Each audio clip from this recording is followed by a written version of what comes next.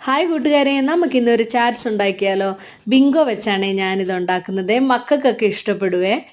ഞാൻ ഇവിടെ സബോള എടുത്തിട്ടുണ്ട്. അത് കുഞ്ഞാക്കി നൈസായിട്ട് അരിഞ്ഞെടുക്കാവേ. അത് കഴിഞ്ഞ് ടൊമാറ്റോ എടുത്തിട്ടുണ്ട്. തക്കാളി നൈസായിട്ട് അരിഞ്ഞെടുക്കാം.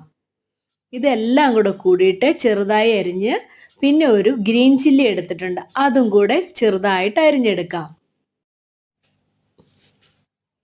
ഇതെല്ലാം കൂടെ ഒരു പാത്രത്തിലേക്ക് മാറ്റാവേ.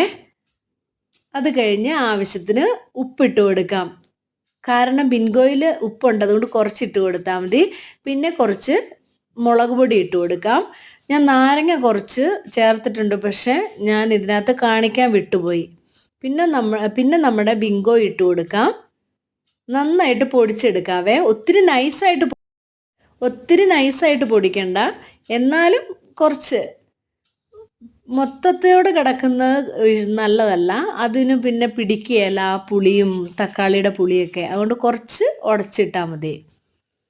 നിങ്ങൾ ഉണ്ടാക്കി നോക്കണം കേട്ടോ, എല്ലാവർക്കും ഇഷ്ടപ്പെടും. ബിങ്കോയുടെ എരിവുമുണ്ട്, നമ്മളിട്ട കുറച്ച് എരിവുമുണ്ട്, തക്കാളിയുടെ പുളിയും സവോള കടിക്കുന്ന എല്ലാം കൂടെ ആകുമ്പോൾ നല്ല ടേസ്റ്റാണ്. ഒന്ന് ഉണ്ടാക്കി നോക്കണേ. Okay, by.